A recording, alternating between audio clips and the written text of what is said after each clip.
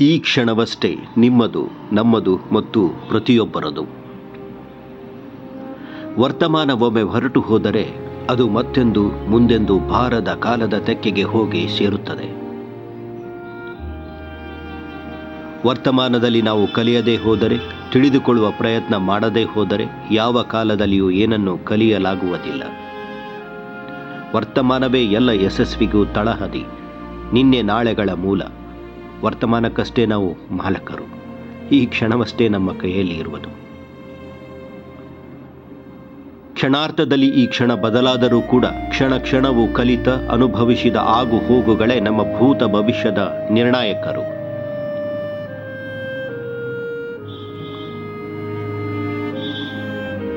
ಅದರಂತೆಯೇ ನಿಮ್ಮ ಕೈಯಲ್ಲಿರುವ, ನಿಮಗೆ ಸನಿಹದಲ್ಲಿರುವ ಈ ವರ್ತಮಾನವನ್ನು ಸದುಪಯೋಗಪಡಿಸುವುದನ್ನು ತಿಳಿ ಹೇಳುವ ನಿಟ್ಟಿನಲ್ಲಿ ಈ ಚಲನ ಪದಚಿತ್ರಪಟ ಸಿದ್ಧವಾಗಿದೆ. ತಮ್ಮ ಪ್ರೇರಣೆಯು ಇದಕ್ಕೆ ಸಿಗಲಿ. ತಮ್ಮ ಅರವಿಂದ್ ದೇಶ್ಮುಖ್.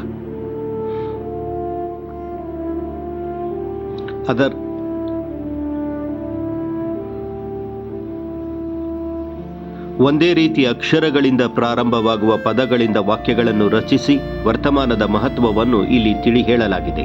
ತಾವು ಕೂಡ ಇಂತಹ ಪದಪ್ರಯೋಗವನ್ನು ಮಾಡಿ ಮತ್ತು ಮಕ್ಕಳಿಗೂ ರಚಿಸಲು ಪ್ರೇರೇಪಿಸಿ ಎಂಬುದೇ ನಮ್ಮ ವಿಜ್ಞಾಪನೆ. ಬನ್ನಿ ನೋಡೋಣ.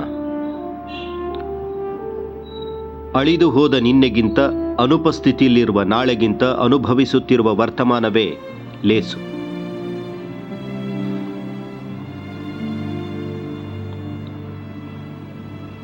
ಕೈತಪ್ಪಿ ಹೋದ ನಿನ್ನೆ, ಕೈಯಲ್ಲಿ ಇರದ ನಾಳೆಗಿಂತ ಕೈಯಲ್ಲಿ ಇರುವ ದಿನವೇ ಶ್ರೇಷ್ಠ.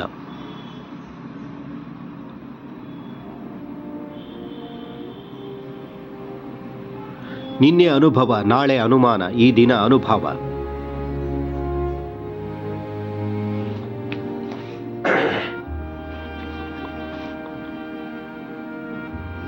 ಕಣ್ಮರೆಯಾದ ನಿನ್ನೆಗಿಂತ, ಕಲ್ಪನೆಯಲ್ಲಿರುವ ನಾಳೆಗಿಂತ ಕಣ್ಣ ಮುಂದಿರುವ ಕ್ಷಣವೇ ಸಾಕು ಸನ್ನದ್ಧರಾಗಲು. ಬಂದು ಹೋದ ನಿನ್ನೆಗಿಂತ, ಬರುವ ನಾಳೆಗಿಂತ ಬಂದು ನಿಂತಿರುವ ಕಾಲವೇ ಪುಣ್ಯಕಾಲ. ಕಳೆದು ಹೋದ ನಿನ್ನೆ, ಕರೆದರೂ ಬಾರದ ನಾಳೆ, ಕಣ್ಣೆದುರೇ ಇರುವ ಈ ದಿನವೇ ನಮಗೆ ಸುದಿನ. ಇರಲಾರದ ನಿನ್ನೆಗಿಂತ, ಇನ್ನೂ ಬಂದಿರದ ನಾಳೆಗಿಂತ ಇವತ್ತಿನ ಹೊತ್ತೇ ದೊಡ್ಡ ಹೊತ್ತಿಗೆ ನಮಗೆ. ಸರಿದು ಹೋದ ನಿನ್ನೆಗಿಂತ, ಸರದಿ ಸಾಲಿನಲ್ಲಿ ನಿಂತಿರುವ ನಾಳೆಗಿಂತ ಸಲ್ಲುತ್ತಿರುವ ಸಮಯವೇ ಸದಾ ಲೇಸು. ಉದುರಿ ಹೋದ ನಿನ್ನೆ, ಉದ್ಭವಿಸಲಿರುವ ನಾಳೆಗಿಂತ ಉಪಲಬ್ಧ ಇರುವ ಈ ಗಳಿಗೆಯೇ ಶುಭ ಗಳಿಗೆ ಕನಸು ನನಸಾಗಿಸಲು. ತಮ್ಮೆಲ್ಲರ ಕನಸು ನನಸಾಗಲಿ. Visit vertical vibes YouTube channel.